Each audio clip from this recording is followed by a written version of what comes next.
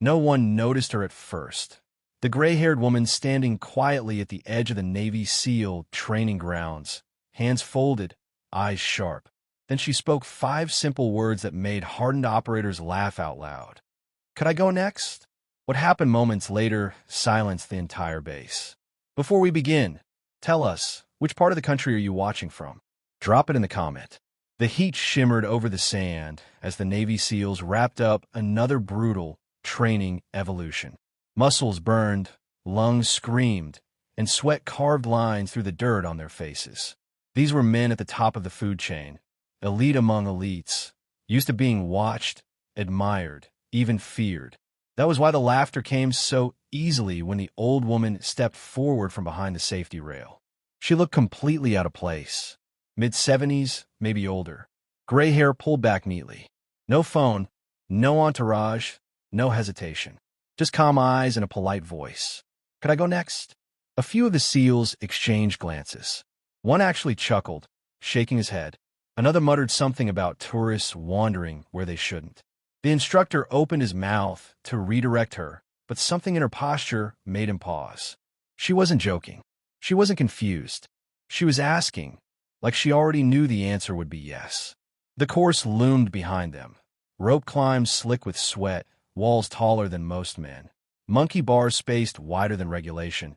And the final section, an infamous endurance gauntlet that left even seasoned operators gasping.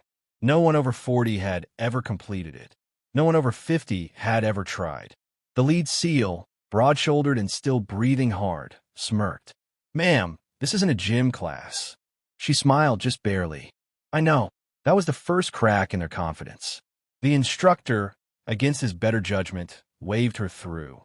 One attempt. That's it. She stepped onto the sand, removed her sweater, and revealed a body that didn't make sense. Lean, yes, but corded with strength.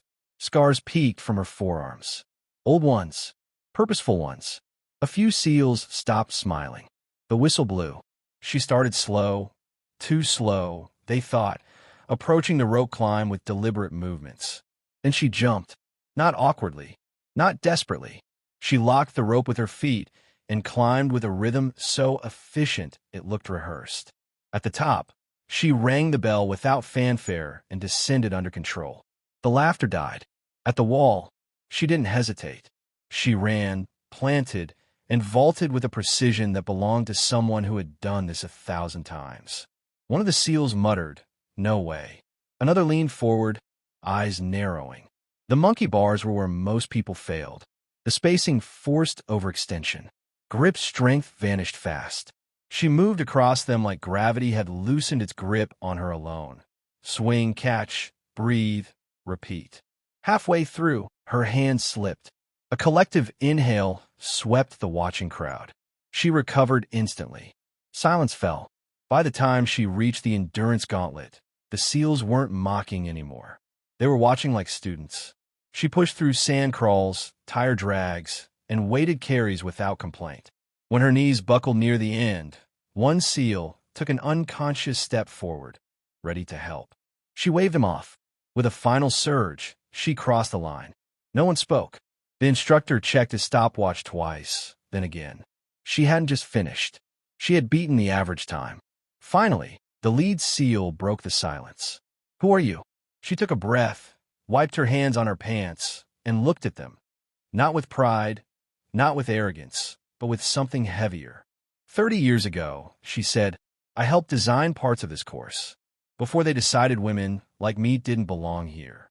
A ripple moved through the group. "I trained teams you never heard about. Did things you'll never see in history books." Her voice softened. "Then I was told to disappear." One of the younger SEALs swallowed hard. "Why come back now?" She looked at the course one last time, to see if it still demanded respect. It did. As she walked away, no one laughed. No one clapped. They stood at attention, not because they were ordered to, but because something inside them insisted on it.